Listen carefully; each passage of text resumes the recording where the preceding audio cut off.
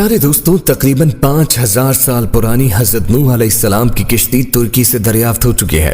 سائنسدانوں کا اس کشتی کے بارے میں کیا کہنا ہے اور یہ کشتی ترکی میں کون سی جگہ سے ملی ہے؟ اس کشتی میں سے کیا قیمتی چیزیں دریافت ہوئی ہیں؟ اللہ تبارک و تعالی نے 5000 سال پہلے حضرت نوح علیہ السلام کی نافرمان قوم پر عذاب نازل کیا تھا اور اسی پوری روئے زمین پر ایک بھیانک قسم کا طوفان بھیجا، جس کے نتیجے میں اس زمین پر بسنے والے انسان، جانور، پرندے، نیز ہر شے نیست و نابود ہو گئی۔ اس طوفان میں صرف وہی لوگ زندہ بچے جو حضرت نوح علیہ السلام کی دعوت تبلیغ سے اللہ پہ ایمان لائے تھے۔ اللہ کے حکم سے جو کشتی حضرت نوح علیہ السلام نے تیار کی تھی، طوفان کے وقت یہ سب لوگ اسی کشتی میں سوار ہوئے تھے۔ یہی کشتی ترکی سے دریافت ہو چکی ہے اور آج کی اس ویڈیو میں اب آپ کو اسی کشتی سے متعلق مکمل معلومات فراہم کریں گے۔ ہماری آپ سب سے درخواست ہے کہ ویڈیو کو آخر تک ضرور دیکھیے گا اور چینل کو سبسکرائب کرنا بالکل نہ بھولیے گا۔ ناظرین گرامی، قرآن مجید میں اللہ تعالیٰ نے جن قوموں کا تذکرہ کیا ہے ان کے آثار آج بھی دنیا میں موجود ہیں۔ ان قوموں پر اللہ تعالیٰ نے ان کی نافرمانیوں کی وجہ سے سخت عذاب نازل کیے تھے، اور قرآن میں ہم مسلمانوں کی عبرت اور رہنمائی کے لیے ان کا تذکرہ اللہ تبارک و تعالیٰ نے بیان کیا ہے۔ حضرت نوح علیہ السلام کو آدم ثانی بھی کہا جاتا ہے، کیونکہ طوفان نوح کے وقت اللہ کے حکم سے تیار کی گئی کشتی میں سوار جانوروں کے علاوہ ہر شے پانی میں غرق کر دی گئی تھی۔ حضرت نوح علیہ السلام کی بنائی گئی کشتی پر کل 8 افراد سوار تھے، جس میں حضرت نوح علیہ السلام، آپ کی اہلیہ، 3 بیٹے اور ان کی بیویاں شامل ہیں۔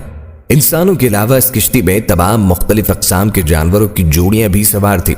حضرت نوح علیہ السلام کا واقعہ سابقہ آسمانی کتابوں توریت، زبور اور انجیل میں بھی ملتا ہے، جس کے عیسائی مبلغین اور سائنسدانوں کی ایک تحقیقاتی ٹیم نے کئی ماہ پر مشتمل اپنی تحقیق کے اختتام 2010 میں اعلان کرتے ہوئے دعویٰ کیا تھا کہ انہوں نے حضرت نوح علیہ السلام کی تاریخی کشتی کو تلاش کر لیا ہے۔ یہ کشتی مشرقی ترکی میں واقع کوہ رارات پر ملی ہے، جس کی چوٹی کی بلندی 12000 فیٹ ہے۔ ماہرین کی ٹیم کا کہنا تھا کہ اس کشتی کی 3 منزلیں ہیں۔ یہ کشتی کئی میٹر برف کے نیچے دبی ہے۔ گزشتہ 200 برسوں سے 1 درجن سے زائد ٹیمیں حضرت نوح علیہ السلام کی کشتی کو تلاش کر رہی تھی، جس کے بارے میں قرآن پاک میں ارشاد ہے کہ وہ ایک جودی یعنی چوٹی سے ٹکرا کر رک گئی تھی۔ چین کے ماہرین کی اس رپورٹ کو امریکی سائنسدانوں نے ماننے سے انکار کیا ہے۔ ان کا کہنا ہے کہ کشتی کی لکڑی کے نمونے جو فورنسک جانچ کے لیے بھیجے گئے تھے اتنے پرانے نہیں ہیں کہ اس کے بارے میں وثوق سے کہا جا سکے کہ یہ حضرت نوح علیہ السلام کے دور کی کشتی ہے، جبکہ چینی ماہرین کی ٹیم کا دعویٰ ہے کہ وہ 99.9% یقین سے کہہ سکتے ہیں کہ یہ وہی کشتی ہے جو حضرت نوح علیہ السلام نے 4800 سال قبل اللہ کے حکم سے بنائی تھی۔ ماہرین کا کہنا ہے کہ اس کشتی کی 3 منزلیں ہیں اور اس میں کئی بڑے بڑے کمرے ہیں۔ ان کمروں میں لکڑی کے ستون ہیں۔ عرب اخبارات نے بھی ضمن میں سوال اٹھائے تھے کہ کیا واقعی یہ حضرت نوح علیہ السلام کی کشتی ہے۔ عرب اخبارات نے لکھا کہ چینی اور ترک عیسائی ماہرین نے اپنی تحقیق کے لیے قرآن کریم کی ان آیات کا بھی مطالعہ کیا تھا، جس میں کشتی کے سفر کو بھی بیان کیا گیا ہے۔ ماہرین کا کہنا ہے کہ کشتی کے ٹھہرنے کا مقام کی نشاندہی کی گئی ہے، وہ سائنسدانوں کو کوہ رارات کی طرف لے جاتی ہے۔ گزشتہ 20 برس میں کئی سائنسدانوں نے کوہ رارات کا دورہ کیا۔ ان میں سے کچھ ایک نے پہاڑی پر بنی کشتی کی شکل کی چٹان کو ہی حضرت نوح علیہ السلام کی کشتی قرار دے دیا، لیکن چینی اور ترک ماہرین نے پہاڑ کے اس برفیلے مقام پر تحقیقات کی جہاں درجہ حرارت -60 ڈگری ہوتا ہے، اور پہاڑ کے جس حصے میں کشتی کے باقیات دریافت ہوئے ہیں وہ انتہائی ڈھلوان اور خطرناک ہے۔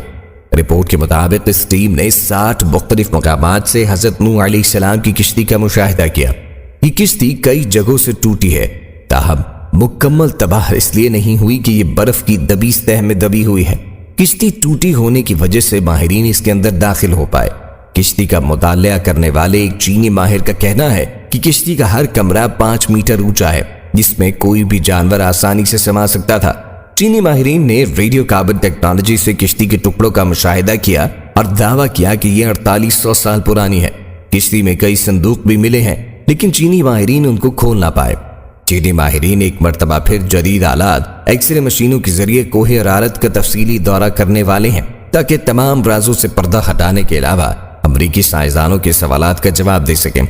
حضرت نوح علیہ السلام کی کشتی کے دریافت کا دعویٰ نیا نہیں۔ دوسرے جنگ عظیم میں لیونارڈ نامی برطانوی فوجی لڑائی میں حصہ لینے عراق گیا تھا۔ لیونارڈ کو تاریخ اور آثار قدیمہ میں کافی دلچسپی تھی، اس لیے اس نے عراق کے بازاروں سے مختلف آثار قدیمہ کی اشیاء خریدنا اور جمع کرنا شروع کی۔ جب وہ چل بسا تو اس کے بیٹے سامنس کے حصے میں یہ اشیاء آئیں۔ اس نے یہ اشیاء برطانیہ کے میوزیم کے حوالے کر دی۔ برٹش میوزیم سے وابستہ ماہر آثار قدیمہ ایون پینکل نے ان اشیاء کا معائنہ کیا۔ اس میں ایک تختی بھی تھی جس پر قدیم شوری زبان میں کچھ لکھا تھا۔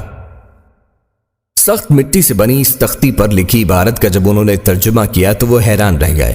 تختی پر درج تھا، جب انسانوں کے گناہ بڑھ گئے تو خدا ان سے ناراض ہو گیا اور پھر اس نے گناہ گاروں کو پانی میں ڈبونے کا فیصلہ کیا۔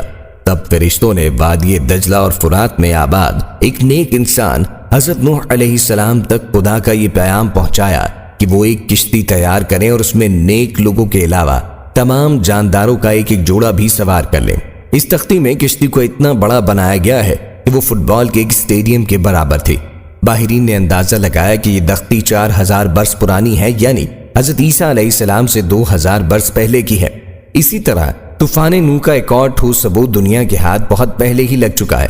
عام طور پر مذہب خصوصاً اسلام کے منکرین ان واقعات کو افسانوی قصے قرار دیتے ہیں۔ یہ تمام ثبوت ان کی آنکھیں کھولنے کے لیے کافی ہے۔ اس تختی پر یہ بھی لکھا ہے کہ نوح کی کشتی آج کل کی کشتیوں کی طرح لمبی نہ تھی، بیضوی انڈے نما تھی۔ اس زمانے میں دجلہ اور فرات میں اسی طرز کی کشتیاں چلتی تھی۔ کشتی کے ٹھہرنے کے مقام کے بارے میں قرآن مجید کی سورہ ہود آیت نمبر 44 میں ارشاد کیا گیا کہ وہ ایک بلند مقام جودی پہ جا کے رکی تھی۔ عراق اور شام کے قدیم باشندے بابل کے دور میں سمجھتے تھے کہ کشتی کوہ قردہ پر ٹھہری تھی۔ یہ مشہور پہاڑ جزیرہ ابن عمر کے قریب واقع ہے۔ یہ مقام بھی اب ترکی کے حصے میں ہے، تاہم عراق کی سرحد اس سے متصل ہے۔ مسلم سائنسدانوں تاریخ دانوں نے کوہ قردہ کو ہی نوح کی کشتی کا ٹھہراؤ کا مقام قرار دیا ہے، اسی لیے یہ پہاڑ مسلمانوں میں کوہ جودی کے نام سے مشہور ہو گیا۔ تاہم عیسائی مبلغین کا کہنا ہے کہ کشتی کوہ ارارت پہ جا کر رکی تھی۔ یہ پہاڑ ارمینیا اور ترکی کی سرحد پر ہے۔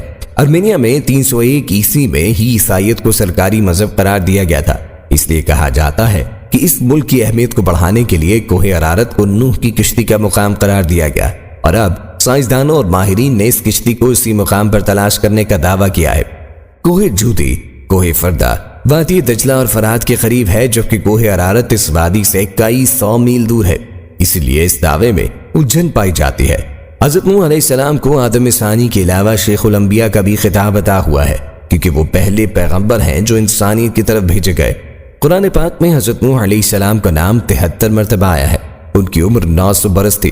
نبیوں میں آپ سب سے طویل العمر ہوئے ہیں۔